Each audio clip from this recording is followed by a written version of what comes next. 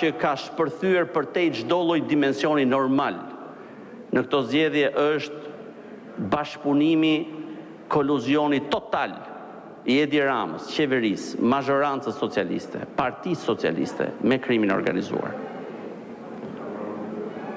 Çfarë kemi ne në Shqipëri? Gjë që ka bërë përshtypje, jo lexoj pak më pas.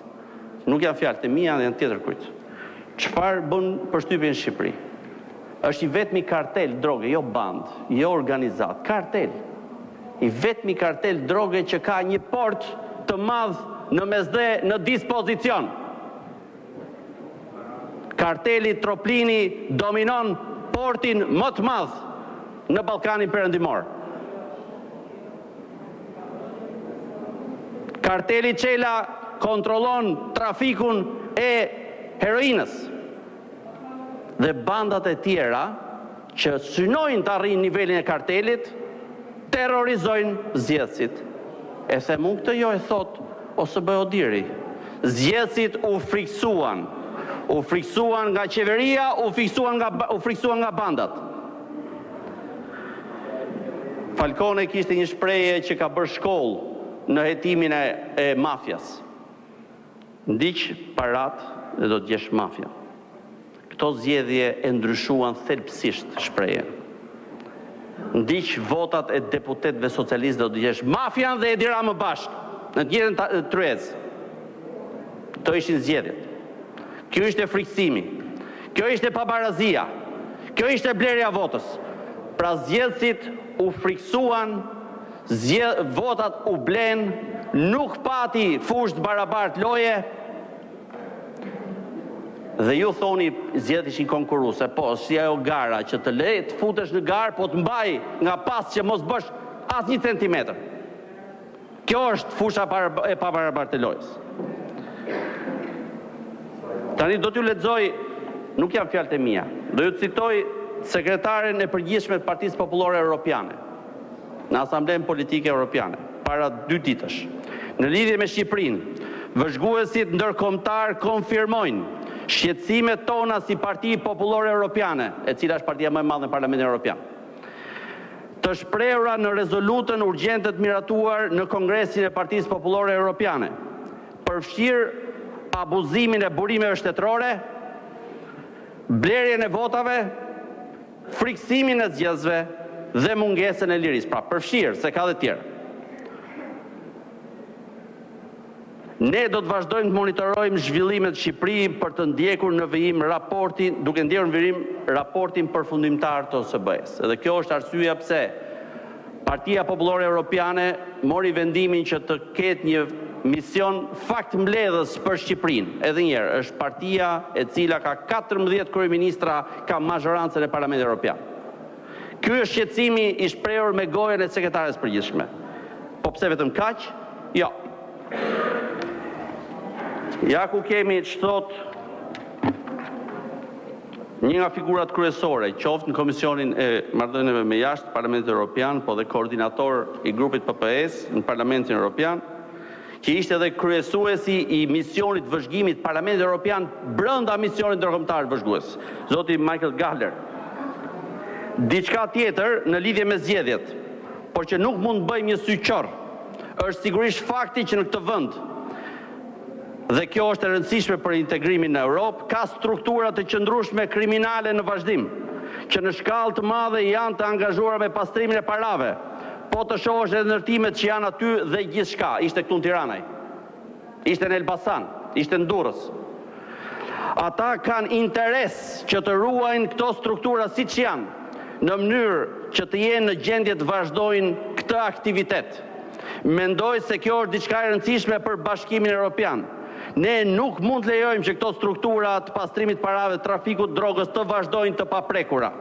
Siç e thash, ndikimi indirekt tek zgjedhjet është se ata kanë interes të mbajnë situatën siç është, që t'i lejojnë të vazhdojnë. Pra të kenë portin për shembull. Vazhdojnë ndërtojnë kulla me firmën e kryeministit, se s'ka zguxon njëri tjetër përveç tij. Prandaj thot ai, mendoj se kjo duhet adresuar qartësisht. Për më shumë mendoj se ajo që kemi vëzhguar dhe dëgjuar si vëzhgues, pra i kanë parë me sytë e tyre, si vëzhgues afat shkurtër dhe vëzhgues afat gjatë, sidomos të Elbasan, ata flasin për disa struktura që janë përfshirë në devijimin e votave në një drejtim. Por kjo shkon për te mandatit vëzhguesve të zgjedhjeve. Kjo gjë ka ndikim në situatën e përgjithshme dhe duhet adresuar. Fjala e eurodeputetit Gahler përpara Komisionit për Marrëdhëniet me Jashtë të Parlamentit Evropian para 2 ditësh. Madje dje. Këtë thaj. Pra nuk është çështje thjesht. Për këtë arsye, edhe Komisioni i Jashtëm mori vendimin që të ngre edhe ai një mision për mbledhjen e fakteve në Shqipëri. Dhe kjo është arsyeja pse më pas raporti që ju përpiqeni ta nxjerrni si arritje, përveç se rikonfirmon të njëjtin tekst me Odirin për raportin paraprak, se s'ka dalë ende përfundimtari. Ju keni përsëri thot, i bëjmë thirrje e vendit kandidat që të shkojë në transformime të thella për të arritur kriteret e antarësimit. Të bëhet kujdes kundër çdo lloj përpjekje për të minuar sistemet e kontrollit dhe balancave. Se ka parë që ndodh. I kërkon Shqipërisë që të përshpejtojë reformat për forcuar shtetin e së drejtës, të luftoj korrupsionin dhe krimin organizuar dhe të parandaloj trafiqet, të mbroj të drejtat e njerëzit. Të bëj kujdes kundër çdo lloj veprimi që minon kontrollet dhe balancat, thekson që Parlamenti Shqiptar të respektoj vendimet e gjykatës kushtetuese dhe, siç e thash, përsëriti të njëjtën gjë. Raporti përsërit faktin që nuk pati fushë të barabartë loje në zgjedhje. Dënon gjuhën në rritje kundër gazetarëve që raportojnë mbi korrupsionin dhe shkeljen e shtetit të drejtës. Fushatat denigruese ndaj tyre dhe dhunën e ushtruar ndaj gazetarëve. Shpreh shqetësim, dhe 30 sekonda. Shpreh shqetësim për çështjet e diskriminimit vazhdueshëm dhe shkeljes ligjeve, gjithashtu shpreh shqetësim për ndërhyrjen e vazhdueshme në sistemin gjyqësor dhe në caktimin jo me sistemin e bazuar në merit të magjistratëve. Këto e të tjera janë ato që thash shkëlqen e zeza. Kjo është çfarë ka raporti i Bashkimit Evropian. Për këtë arsye, edhe 30 sekonda lutem. Për këtë arsye ju thash që në këtë vend këto zgjedhje nxjinë dhe u zbardhen në të njëjtën kohë. U zbardhen nga kokaina. Përfundoni zoti Yllbashi. Do përfundoj, po është i çik më e madhe se sa ky 10 minutë kjo histori. Po kaq minuta kemi. Po ka mundësi, ju kërkova 30 sekonda. Ne vum 3 ligje për të mbrojtur zgjedhjet. Kod zgjedhor, kod penal, kod procedure penale, me gjithë spakun brenda. Mbi 20 raste i kam denoncuar unë personalisht, 0 spaku. Për shitblerje vote, 0. Edhe aksionin ndaj kartelit më të madh në Evropë për trafikun e drogës e bëri 10 ditë mas zgjedhjeve. Jo 10 ditë përpara zgjedhjeve. U ndërtua task forca me një qëllim, me fanfarën dhe të ndërkombëtarëve, me një qëllim, të parandalonte atë që ndodhi në Durrës, në Elbasan, në Fier, në Vlorë, në Tiranë, në Shkodër. 0. Po çfarë do bëjmë neve? Përfundoni zoti Yllbashi. Në qoftë se 3 ligje, po do përfundoj. Në qoftë se 3 ligje me 3 pestat nuk bëjmë punë, çfarë bën punë më? Çfarë bën punë që mos jenë më kriminalët, aktorët kryesorë që i shef dhe gjithë Evropa?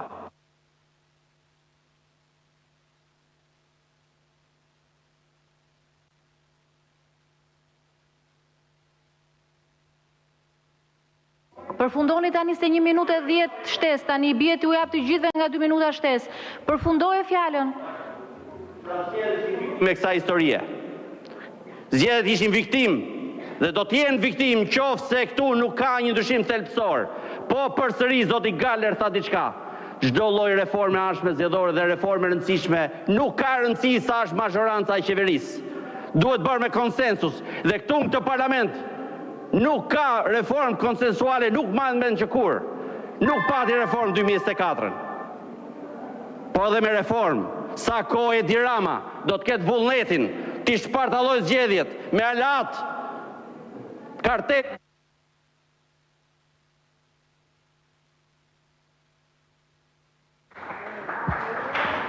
Fjalën e ka Damian Gjiknuri, përgatitet deputeti Ahoti. Jo, duhet ta bëjmë një PD, një PS. Të kërkoj ndjes zonja Ahoti që të përmenda, por nuk e kisha parë që ishte zoti Gjiknuri. Pas zotit Gjiknuri, ju me njerë. Ju a kam dhënë fjalën rresht dhe nuk ka patur asnjë deputet të shumicës për të folur. Zoti Gjiknuri dhe më pas zonja Ahoti. Po mbas me më çka ke e fundit ka më shumë rëndësi. Mos na tregoni tani si të mbajmë vendet, ju mbani vendet tuaja që ju kanë ikur të gjitha vendet. Zoti Gjiknuri ka fjalën, pas ti ju zonja Hoti. Të nderuar deputet, të nderuar qytetar, në fakt unë po e nis nga një brengje shprehur nga zoti parafolis, tu s'duhet i përmend emrin, për të mos i dhënë mundësi pasaj që ta kthejmë në një debat, por në këtë drejtim kur tha që reformat duhen konsensuale. Fakt jam shumë dakord dhe unë jam dëshmitari i gjallë i reformave konsensuale, sepse edhe ndërhyrjet e fundit ligjore që u bën në vitin 2024, këtu në sallë u diskutuan dhe ato ishin konsensuale. Madje, sa për ta ditur publiku se është e rëndësishme t'i kthehemi gjithmonë kujtesës, gjithçka për sa i përket disa proceseve thelbësore zgjedhore janë shkruar nga opozita.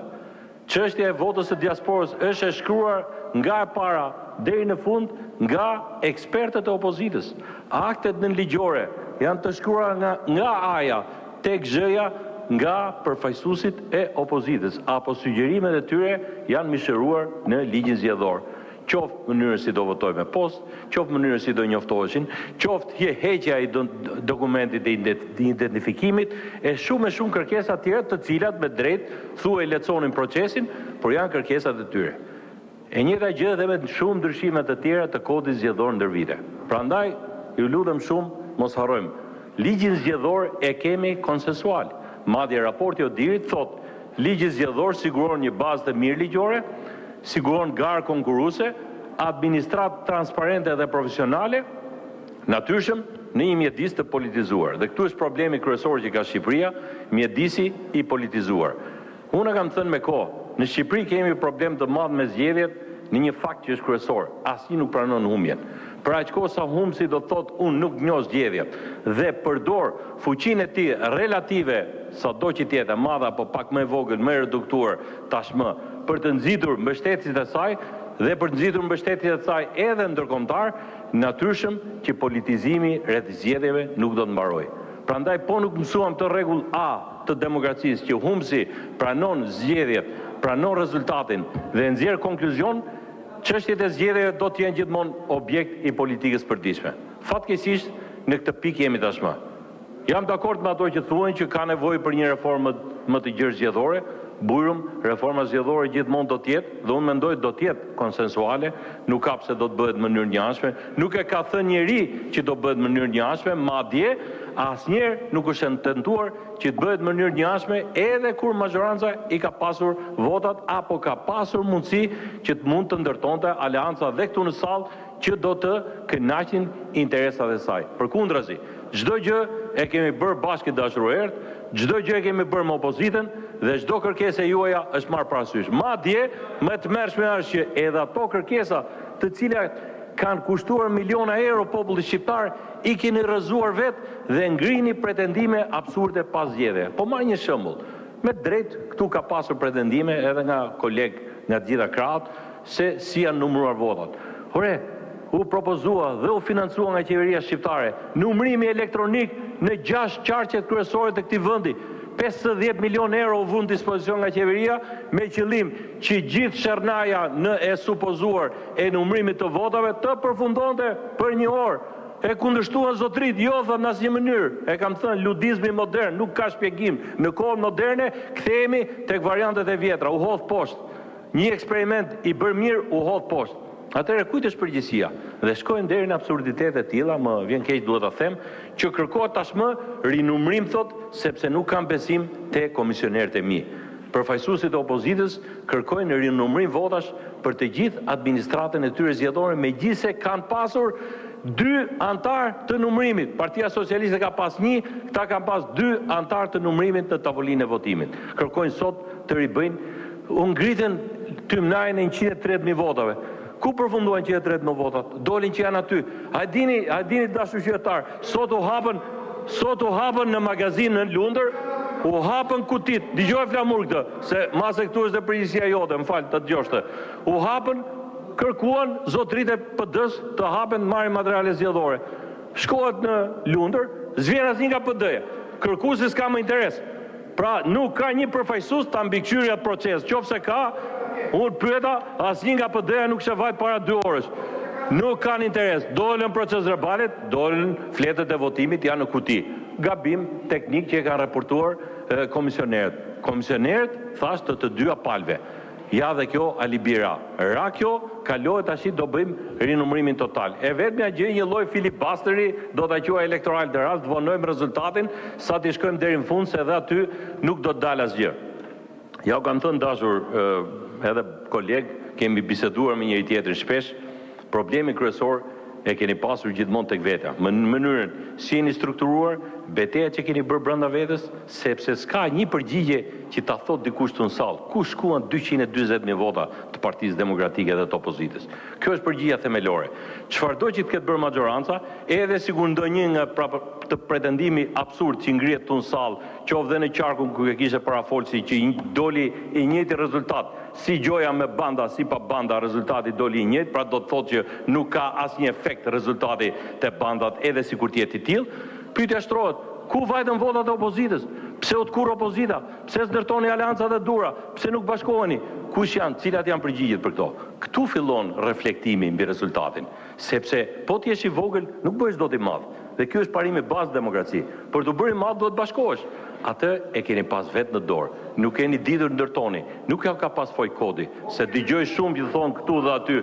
Kodi zgjedhor thot favorizon majorancën. Të nderuar, kodi zgjedhor është lojë me 11 lojtar, lojë e barabartë. 11 njëra palë, 11 pala tjetër. E kam thënë që vitin 2020 kur bëm kodin zgjedhor. Ti mund të federohesh, si thash, kombëtarja afrikane, kombëtarja europiane, merrni si doni. Unë kam klubin tim, Partinë Socialiste, ti merr të gjithë eksponentët e opozitës, rreshtoj aty në një formacion zgjedhor dhe fito zgjedhjet. Nuk e bë 2021-shit, nuk e bëni as në 2025-ën. Patjetër që ky kod zgjedhor, në qoftë se ti të kurresh dhe hyni për çar, do favorizoj partinë më të madhe, por ky propozim ka qenë që në kohën kur Sali Berisha ka qenë kryeministër dhe ka qenë kërkesa e tij që ky kod zgjedhor të bëhej i tillë dhe ka mbetur në fuqi pavarësisht kush parti ka qenë pushtet. Kështu që disa probleme duhet i shikoni nga mënyrën si ndërtohen formacionet, si organizohet politika, si organizohet fushata. Unë e kam thënë dhe herë tjetër, ju hyt, mua vjen keq, sepse në fundit do doja të ishit më konkurrues. Unë kam qenë shpesh aktor në zgjedhje. E kam parë që kësaj radhe si ishit kurkund, përveçse në mitingjet e mëdha. Atëherë si do prodhoj vota? Ju të gjithë shpresat e kishit te një konsulent i huaj apo te fakti që është vendosur kështu që do ndryshoj pushteti. Ky është gabimi më themelor që ka opozita dhe më vjen keq se për shkak të qëndresës dhe mospranimit të humbjes do të vazhdoj të jetë i tillë dhe do ta tkurr më keq opozitën. Unë mendoj që konkluzionet ne duhet i nxjerrim edhe për këto zgjedhje. Po ka një rekomandim të Odirit që ne gjithmonë e kemi thënë që ka ardhur koha ta bëjmë realitet depolitizimi i administratës zgjedhore. Dhe e kam thënë i dashur Ert, nuk do gjeni njerëz, nuk keni njerëz dhe fatkeqësisht nuk gjeni njerëz për komisione. Është më mirë të kemi zyrtar publik. Dhe ja, dhe komisionerët tuaj politik i vini në dyshim dhe kërkoni rinumërim për t'i denoncuar ata, sepse s'keni besim të ajo ushtri edhe vullnetarësh që të vuajtur, e besoj se qenia në opozit është gjithmonë e vështirë, edhe atyre njerëzve ju nuk e keni besim. Po çfarë morali, me çfarë morali do të hyni në zgjedhje? Ky është problemi kryesor. Prandaj them që konkluzionet duhet i nxirrni dhe hajde në sesionin tjetër le të bëhet një reformë zgjedhore gjithëpërfshirëse ku t'i adresojmë pse jo të fusim numërimin elektronik, pse jo të vendosim administratë të pavarur zgjedhore e shumë elemente të tjerë që natyrshëm i bëjnë mirë çdo lloj pale pavarësisht kush është pushtet apo në opozitë. Dhe së fundi mos përsërisni të njëjtat gabime. e tha dikush më parë Einstein, unë s'duhet perifrazoj atë, po themi shprehje tjetër të Einsteinit që përsëritja e të njëjtës zgjedhje, pritja e një rezultati ndryshëm është definicioni i idiotësisë. Ju bëni gjithmonë të njëjtën gjë dhe fatkeqësisht vazhdimisht do të kurreni. Dhe pos nxorët to konkluzione me kohë, do të keni edhe më shumë vështirësi për ta mbajtur atë emblemën e famshme të opozitës. Kështu që në këtë drejtim mos e kërkoni fajin as kërkund, shikoni tek vetja në asnjë gërm të raportit dhe mos përmenden këtu ka thënë eurodeputeti kështu sa ata politikanë si puna jon, secili ka anën e tij politike, po mos përmendi se në asnjë vend nuk është thënë që shkeljet potenciale zgjedhore të mund të kenë ndikuar në ndarje mandatesh. Dhe 240.000 voçin tuaj nuk ka raport që ta mbuloj se ku kanë shkuar. Kjo është gjë gjëza që duhet i gjeni vetes. Faleminderit. Zoti Bylykbashi për replik.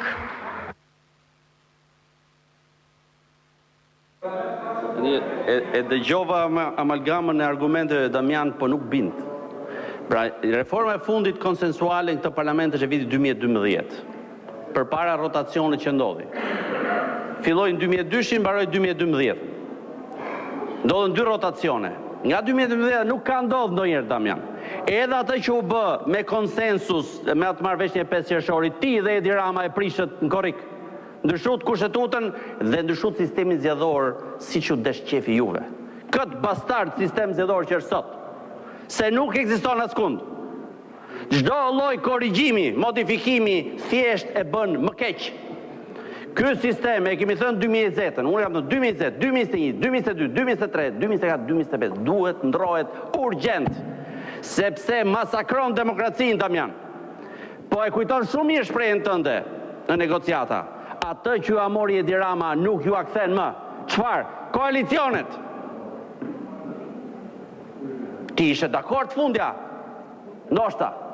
Po Edi Rama s'kipte mundësinë ty ta bëje këtë gjë. Pra nuk pati reformë zgjedhore konsensuale. Ta ka thënë Odiri, ta ka thënë BE-ja. Bën vetëm vendime gjykate kushtetuese. Edhe ato i masakrut. Të themin e sot që vota diasporës është gabim, sepse e keni manipuluar ju, do të thotë që s'duhet bën zgjedhje në këtë vend, se ju manipuloni zgjedhjet. Kjo është historia. E ripërsëris edhe një herë. Me atë histori nuk ka rëndësi çka kodi konsensual bëjmë ne. Odiri në 2001 ka thënë një gjë. Ligji nuk zëvendëson mungesën e vullnetit politik. Shkruaj kate me ligje nuk bën punë. Sa kohë Edi Rama ka të vullnet, e sa kohë ti nuk je në gjendje bërë diçka tjetër. Ti e kushdo tjetër. Se me ligj nuk zëvendësohet ajo që vjedhin në kartelet bashkë me Edi Ramën. Po e mbyll. Tani unë përmenda atë që thoshte Falcone. Borsellino ka një shprehje tjetër. Thot, shteti dhe mafia janë 2 organizata që konkurrojnë për të njëjtin territor. Mbarova, po mbyll me këtë. Shteti dhe mafia janë 2 organizata që konkurrojnë në të njëjtin territor. Herë fiton shteti, herë fiton mafia. Kurse në Shqipëri Edi Rama dhe ju që jeni këtu,